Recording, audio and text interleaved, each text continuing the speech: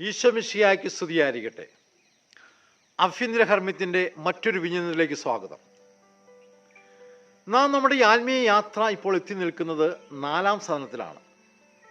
4-ാം സദനം എന്ന് പറയുന്നത് ഒരു പ്രശാന്തതയുടെ തലം, പ്രശാന്ത പ്രാർത്ഥന എന്നാണ് അമ്മ ത്രേസ്യായും ഈ ആത്മീയ പണ്ഡിതന്മാരും എല്ലാം അതിനെ വിശേഷിപ്പിക്കുന്നത്. അമ്മ ത്രേസ്യ അഭ്യന്തരഹർമ്മ്യം എന്ന പുസ്തകം എഴുതുന്നത് ശരിയായൊരു ആത്മീയ പക്വത വന്നതിന് ശേഷമാണ്. അതായത് അവളുടെ 62-ാം വയസ്സിൽ അവൾ എഴുതിയിരിക്കുന്ന മറ്റുള്ള ഗ്രന്ഥങ്ങളെല്ലാം വെച്ച് നോക്കുമ്പോൾ ഇതാണ് ഏറ്റവും പരിപൂർണമായിട്ടുള്ളത്, ഇതാണ് ഏറ്റവും ഉദാത്തമായ ഗ്രന്ഥമെന്ന് പണ്ഡിതന്മാർ വിലയിരുത്തുന്നുണ്ട്. ഇത് ഈ 4-ാം സ്ഥാനത്ത് ഈ ഇത്രമാത്രം ആത്മീയ പക്വതയൊക്കെ വന്നതിന് ശേഷമാണ് ഇത് അവൾ എഴുതുന്നതെങ്കിലും അവൾക്ക് ഈ 4-ാം സ്ഥാനം എഴുതാൻ തുടങ്ങുമ്പോൾ തൻ്റെ കഴിവ് കൊണ്ട് ഇത് ചെയ്യാൻ സാധിക്കില്ല എന്നൊരു ബോധ്യം അവൾക്കുണ്ടായി. അതുകൊണ്ട് അവൾ പരിശുദ്ധാത്മാവിനോട് പ്രാർത്ഥിച്ചു, ദൈവത്തിന് ഇത് ഏൽപ്പിച്ചു കൊടുത്തു. പരിശുദ്ധാത്മാവിനോട് ചോദിച്ചു, പരിശുദ്ധാത്മാവിന് മാത്രമേ ഇത് ചെയ്യാൻ സാധിക്കുകയുള്ളൂ. അവളുടെ അനുവാചകർക്ക് ഇത് മനസ്സിലാകുന്ന രീതിയിൽ ഇത് എഴുതണമെങ്കിൽ പരിശുദ്ധാത്മാവിൻ്റെ പ്രവർത്തനം കൂടിയേ തീരൂ എന്ന് അവൾ പറഞ്ഞു. പരിശുദ്ധാത്മാവിനെ ഏൽപ്പിച്ചു കൊടുക്കുന്നതാണ് നാം ഇവിടെ കാണുന്നത്. ഈ പ്രാർത്ഥന ഞാൻ പറഞ്ഞതുപോലെ ഇത് പ്രശാന്ത പ്രാർത്ഥനയാണ്, പ്രശാന്തതയുടെ ഒരു തലമാണ്. ഇത് ആദ്യത്തെ 3 തലങ്ങളിൽ നിന്നുള്ള പ്രാർത്ഥന വളരെ വ്യത്യസ്തമാണ്. ഇതിനെ പിന്നെ ടെക്നിക്കലായിട്ട് പറയുന്നത് അനുചിന്തന പ്രാർത്ഥന എന്നാണ്. മറ്റ് 3 സദനങ്ങളിൽ നമുക്ക് നമ്മുടെ കഴിവുകൊണ്ട് നമുക്ക് നേടാം. എന്നാൽ ഈ പ്രശാന്ത പ്രാർത്ഥന അല്ലെങ്കിൽ അനുചിന്തന പ്രാർത്ഥന നമ്മുടെ കഴിവുകൊണ്ട് നമുക്ക് നേടാവുന്നതല്ല. അമ്മ ത്രേസ്യ തന്നെ ഈ പ്രാർത്ഥനയെക്കുറിച്ച് പറയുന്നു, ദൈവം നമ്മുടെ ആത്മാവിൽ വസിക്കുന്നുവെന്ന് നമ്മുടെ ബുദ്ധി കൊണ്ട് നാം ചിന്തിക്കുകയും അതുപോലെ നമ്മുടെ ഭാവന കൊണ്ട് നാം അതിനെ സങ്കല്പിക്കുകയൊക്കെ ചെയ്യുമ്പോൾ അതുകൊണ്ട് നമുക്കത് നേടണമെന്നില്ല. അതൊരു നല്ല പ്രാർത്ഥനാ രീതിയാണ്, അത് നല്ല ധ്യാന രീതിയാണ്. പക്ഷെ നമ്മൾ അങ്ങനെ അത് നമ്മുടെ ബുദ്ധിയും നമ്മുടെ ഭാവന കൊണ്ടും നമുക്ക് നേടാവുന്നതല്ല. ഇതിൽ നിന്ന് വ്യത്യസ്തമാണ്, വളരെ വ്യത്യസ്തമാണ്. ഇതിൽ നിന്ന് ചില കാര്യങ്ങൾ നാം മനസ്സിലാക്കുക. ഒന്നാമത്, ഈ പ്രശാന്ത പ്രാർത്ഥന എന്ന് പറയുന്നത് മറ്റു പ്രാർത്ഥന നമ്മൾ 2-ാം സന്ധ്യയിൽ തുടങ്ങിയ നമ്മുടെ ആ ധ്യാന രീതിയിൽ നിന്നെല്ലാം വ്യത്യസ്തമായിട്ടുള്ള ഒന്നാണ്. രണ്ടാമത്, ഇത് നമ്മുടെ കഴിവ് കൊണ്ട് നമുക്ക് നേടാവുന്നതല്ല, അത് ദൈവത്തിൻ്റെ ദാനമാണ്. ദൈവം ആർക്ക് എപ്പോൾ എങ്ങനെ കൊടുക്കണമെന്ന് അവിടുന്ന് ആഗ്രഹിക്കുന്നോ അവർക്ക് മാത്രമേ അത് ചെയ്യാൻ സാധിക്കുള്ളൂ. ദാനമാണ്.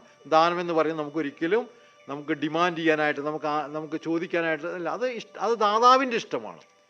പിന്നെ ഈ പ്രാർത്ഥന ഇത് വല്ലപ്പോഴും ഇത് ലഭിക്കുന്ന ഈ ഒരു അവസ്ഥ നമുക്ക് ലഭിച്ചാൽ നാം തുടർന്നു കൊണ്ടുപോരുന്ന നമ്മുടെ ധ്യാന പ്രവർത്തനം 3-ാം സ്ഥാനം വരെ തുടർന്നതിൻ്റെ അതിൻ്റെ മൂല്യത്തെ ഒട്ടും ഇത് കുറച്ച് കാണിക്കുന്നില്ല. ഈ ഒരു മൗതിക അനുഭവത്തിലേക്ക് നമുക്ക് ഉയരാൻ സാധിച്ചെങ്കിലും നമ്മൾ ആദ്യം തുടങ്ങിയിട്ട ആ ധ്യാന രീതി നാം തുടരുക തന്നെ ചെയ്യണം. പിന്നെ ഇത് എപ്പോൾ പ്രാർത്ഥിക്കണം, എങ്ങനെ പ്രാർത്ഥിക്കണം നമുക്ക് തീരുമാനിക്കാൻ സാധിക്കില്ല. ഇത് ദൈവം തന്നെ, നമ്മളൊരു പക്ഷേ ഇതിനെക്കുറിച്ച് ചിന്തിക്കാത്ത നിമിഷമായിരിക്കും ദൈവം നമുക്കിത് നൽകുന്നത്. അപ്പം അതുകൊണ്ട് ഇത് നമ്മുടെ നിയന്ത്രണത്തിലല്ല, പരിപൂർണമായിട്ടും ദൈവത്തിൻ്റെ നിയന്ത്രണത്തിലാണ്. പ്രിയ സഹോദരങ്ങളെ, ഒരുപക്ഷെ നാം ചിന്തിക്കും ഈ പ്രാർത്ഥനയെക്കുറിച്ചൊക്കെ ഇത് നമുക്കൊക്കെ അപ്രാപ്യമായുള്ള ഒന്നാണ്, പിന്നെ നാം ഇത് എന്തിനാണ് ഇതിനെക്കുറിച്ച് നാം കൂടുതൽ മനസ്സിലാക്കുക അല്ലെങ്കിൽ ഇങ്ങനെ ചിന്തിക്കുന്നതെന്ന്. തീർച്ചയായിട്ടും നാം ഇത് മനസ്സിലാക്കുകയും ചെയ്താൽ നമുക്കൊരു തുറവി ഉണ്ടാകും. ഒരു ഓപ്പൺനെസ്, അതാണ് വേണ്ടത്. അതായത് ഇത് ദൈവം നൽകുന്ന ആ സമയത്ത് അത് സ്വീകരിക്കുവാനുള്ള ഒരു ഓപ്പൺനെസ്, ഒരു തുറവി നമുക്കുണ്ടായിരിക്കുക. ഇനി ഈ സദനത്തിലേക്ക് നാം എത്തിച്ചേർന്നാൽ മറ്റു വലിയ കാര്യം, വീണ്ടും നമ്മൾ ഈ ലോകത്തിൻ്റെതായിട്ടുള്ള ഒന്നിലേക്ക് പോകില്ല. കാരണം ഈ സദനത്തിൽ പ്രാർത്ഥന എന്ന് പറയുന്നത് ആ ദൈവത്തിങ്കിലേക്ക് നമ്മുടെ എല്ലാ ചിന്തയും നമ്മുടെ വാക്കും എല്ലാം അങ്ങനെ കേന്ദ്രീകരിച്ചുകൊണ്ട് ദൈവത്തിങ്കിലേക്ക് ഉറ്റുനോക്കുന്ന ഒരു അതിസ്വാഭാവിക പ്രതിഭാസമാണ്.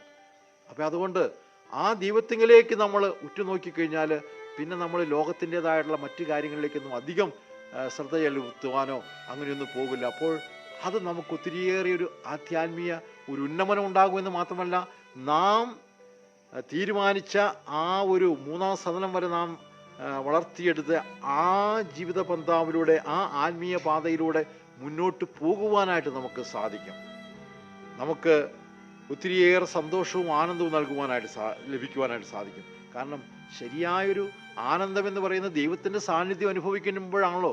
In your presence there is the fullness of joy. അങ്ങയുടെ സന്നിധിയിലാണ്, അങ്ങയുടെ സാന്നിധ്യത്തിലാണ് ആ സന്തോഷത്തിൻ്റെ, ആനന്ദത്തിൻ്റെ പൂർണ്ണത എന്ന് പറയുന്നത്. അപ്പോൾ അതുകൊണ്ട് ആ സന്തോഷം, ആനന്ദം ലഭിക്കുവാനായിട്ട് നമ്മൾ ദൈവത്തിങ്കിലേക്ക് എപ്പോഴും ഉറ്റുനോക്കിക്കൊണ്ട് നമ്മുടെ ജീവിതത്തെ നാം മുന്നോട്ട് കൊണ്ടുപോകാനായിട്ട് ഇത് നമുക്ക് ഒത്തിരിയേറെ സഹായിക്കും. അതുകൊണ്ട് എനിക്കിത് അപ്രാപ്യമായതാണ്, അതുകൊണ്ട് ഞാൻ ഇതിനെ ചിന്തിക്കുന്നു ഇതിനെക്കുറിച്ച് എന്ന് നാം ഒരിക്കലും കണക്കാക്കണ്ട. ഇത് മനസ്സിലാക്കുക. അതൊരു പ്രശാന്ത പ്രാർത്ഥനയാണ്, ദൈവത്തിൻ്റെ ദാനമാണ്. അത് നാം മനസ്സിലാക്കി കഴിഞ്ഞാൽ ആത്മീയ പാതയിലൂടെ നമുക്ക് വളരെയേറെ സന്തോഷത്തോടുകൂടി മുന്നോട്ട് പോകുവാനായിട്ട് ദൈവം നമ്മളെ അനുഗ്രഹിക്കും. അതിനായിട്ട് നമുക്ക് പരിശ്രമിക്കാം. സർവശക്തനായ ദൈവം, പിതാവും പുത്രനും പരിശുദ്ധാത്മാവും നിങ്ങളെ അനുഗ്രഹിക്കട്ടെ. ആമേൻ.